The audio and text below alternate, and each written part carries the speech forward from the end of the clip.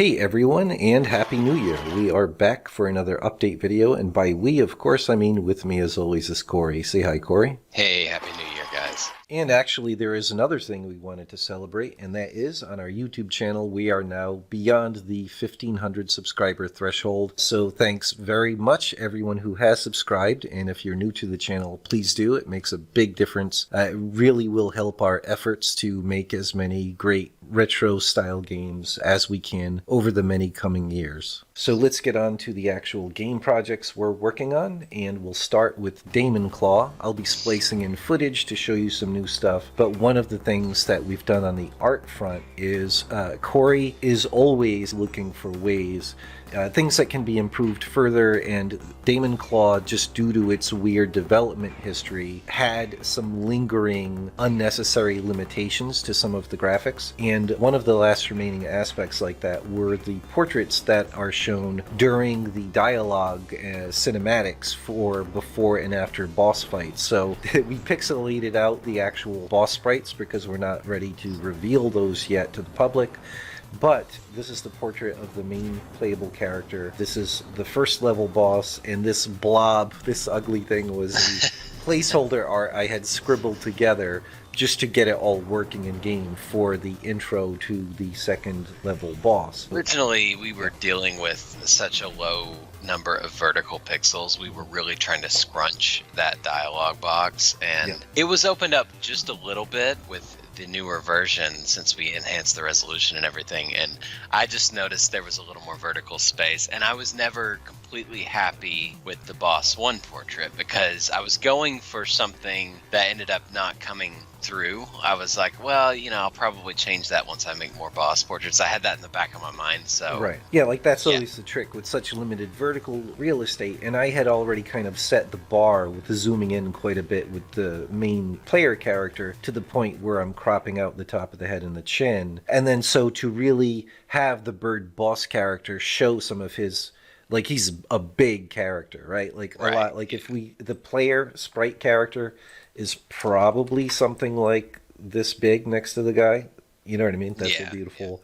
That's the player. So he's really big. So if you made it small enough to see the whole beak and head, you know, with those old constraints, it would be too small. But just to show, these are the new updated ones, so it just made it much easier. And here is the awesome new portrait to replace my even more awesome, but I'm not gonna just kidding.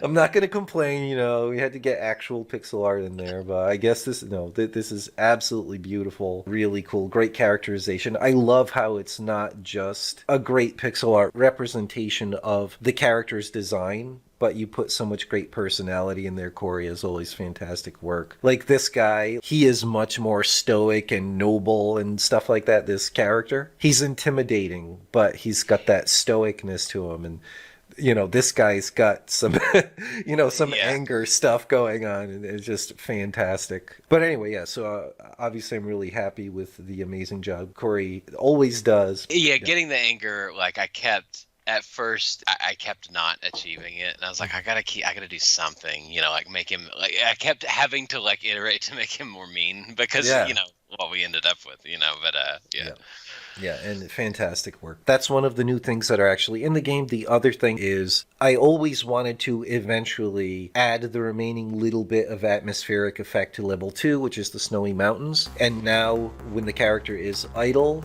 ducking, or walking, that there's the occasional breath of visible cold breath, you know, like a steam kind of effect. And I also worked that in, which I won't be able to show you, to the actual full intro sequence of the level 2 boss. And while the level 2 boss is standing there looking intimidating, there's the occasional bigger breath effect. And I got all the code working. I also bothered to make it so that when the character is idle just standing there, that the breath is less frequent, and when the character is walking, it comes out more frequently. And then finally, the thing, going back, if you've seen our much older update videos, we had been working on the intro cinematic for the level 2 boss for quite a while, and it was all in-game and working, but it was all placeholder art for the level 2 boss. And since that time, Corey not only designed it, but he got a ton of the work done in the actual animations required for the intro sequence of the boss.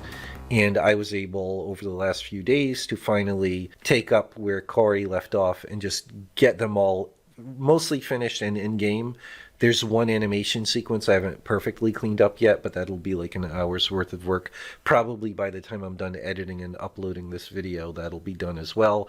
But again, we can't show you guys that part, even for our Patreon patrons. We're at a point with both Metro Siege and Damon Claw now, where we're really going to start reserving specific things, and no one's going to see it until the game is out or really close to being released. There's still going to be plenty of stuff in the meantime that we can show you, but some things we'll just hold back on. Alright, now to move on to Metro Siege. As you know from our previous videos, what we've been working on is I've been creating the rough pixel art concept versions of all of the needed remaining environments, and I finally got all of that done and had 2 meetings over the last week or so with Alex Brown, the programmer. We got all of that worked out. Remember, Metro Siege is being made for many and is simultaneously being developed due to the awesome cross-platform development system Alex Brown developed. It's going to be working on 16-bit Amiga computers and many modern platforms, but because we wanted it to work on those old 16-bit systems and eventually port them to other 16-bit systems, we really had to work around severe memory and technical constraints, and specifically to get all of the parallax scrolling with lots of colors on screen, we had to be super tricky and really customize what kind of weird trickery we were doing per environment to get it all as great looking as possible. So the first step is just kind of sketching out in rough pixel art an environment and figuring out, well, if I make this thing with sprites and this thing with yeah, like all these super technical things, what is the best way I can get that type of environment to look within the constrictions of not only 16-bit systems, but the particular classic Amiga computers. And long story short, all that work is done. Not only did I sketch out in rough pixel art all of the environments, but I actually had those meetings with Alex and delivered all of the art he needs as a programmer to get it all working, and a large amount of those levels are now working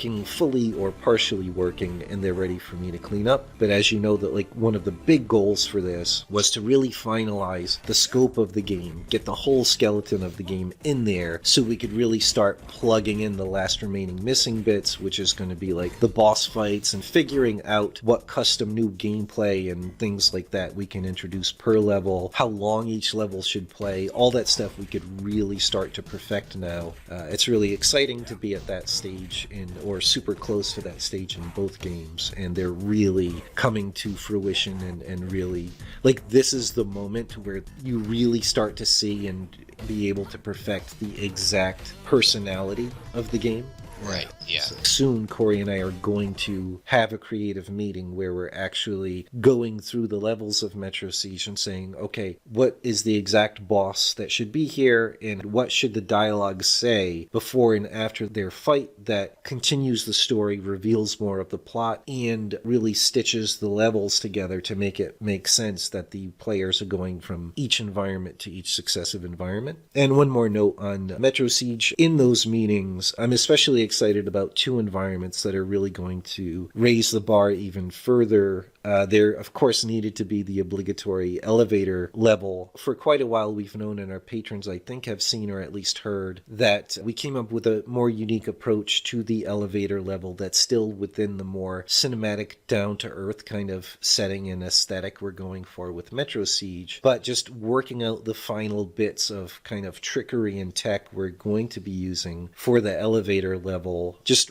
really emphasize, it's using impressive tricks, but not for big flashy show, but to enhance the cinematic feel of that level. It's really setting the stage for the final chapter of the game. And so I'm excited about that, but that's one of the levels no one will see, not even our patrons, until the game is pretty much done. And the other level, the level before the final showdown level with the final boss fight, is another one I won't say much about, but that's another one where I really wanted this to be the biggest, most extreme cinematic thing. So it's within the realms of physical possibility, but more exaggerated, like a Hollywood movie. So it's something that certainly is not mundane, but it's something that was really tricky to work out how we can make it work and look as good as possible within the technical constraints of a 16-bit system. And Alex Brown and I really worked back and forth coming up with the proper combination of compromises and solutions and ways to hide any kind of limitation that it should end up looking really cool and really, like I said, just really upping the bar in the last few levels. Just keep surprising the player and hitting them with something that looks and feels fresh and new. Yeah, that's it for Metro Siege. And as far as Scorpion Boy, there's not much to report for progress directly. I have finally updated to the latest version of Scorpion Engine, which we're using to make Scorpion Boy. Just a side note to remind everyone, Scorpion Boy is not the actual name of the game.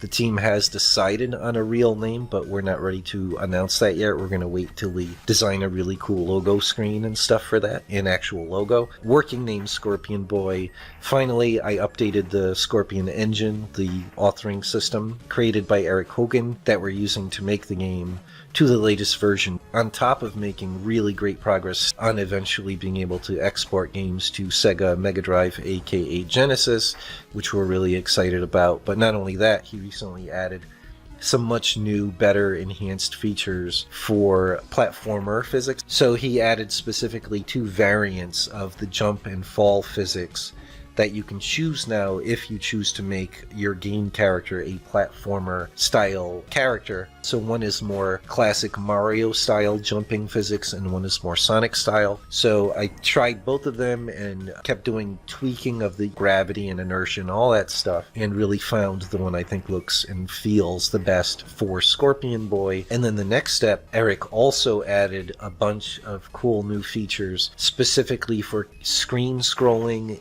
and what you would call camera or kind of virtual camera control. And so the next step I'm going to do is just really add and take my time perfecting a more modern, fluid, kind of eased and elastic camera movement. And Corey and I have discussed many times in the past, one of the things that'll make it stand out as a mediocre game immediately is the jump physics. Yeah. And so it's really important to take a long time and keep working on and perfect that.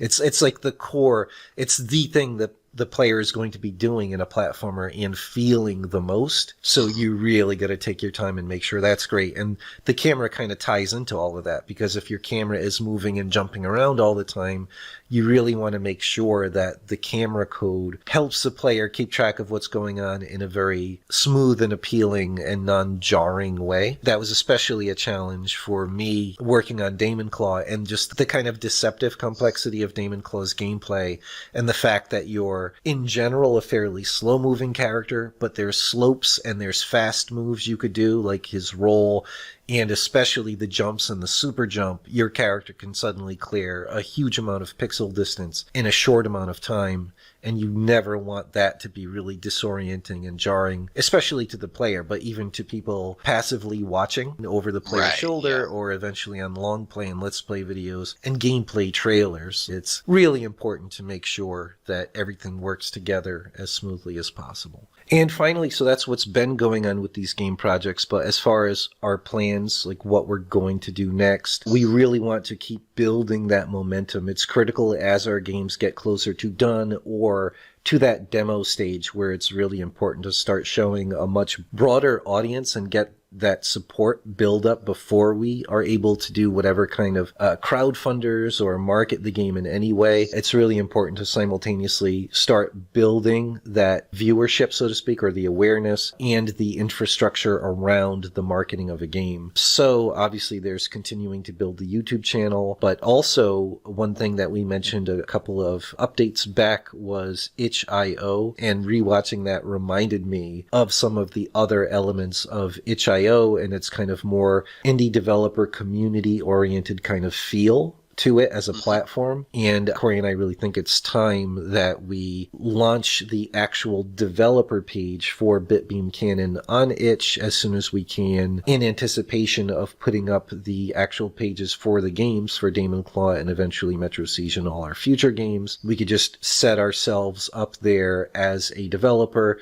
We have other products we can list there as soon as we can, which are the art packs, and then in the very near future we can get up the Damon Claw game itself, a page for that game that we can link to. And as you remember from our previous videos, we really want to get in the very near future Damon Claw page up on Steam and itch.io, so that when we're ready to start sending the demo out to people and everything, that we can have that call to action, follow us on itch or Steam and build up those wish lists and followers that way. So that's all going smoothly. As I mentioned in a previous video, Corey and I worked out the exact marketing art we're going to need, but that art isn't done yet, and that's very high-res illustrative style art.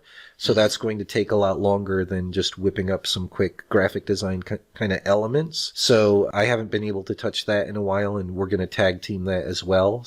But look forward to in future updates some progress on that as well. So that's everything that's been going on and what we have planned for the next near future. So I guess that's it for this video. Thanks again very much for watching, and see you next time. If you enjoy our content and want to keep up to date on our games, please leave a like and subscribe. Also, if you want to support our projects, consider becoming a patron. The link's in the description, and we'll see you soon.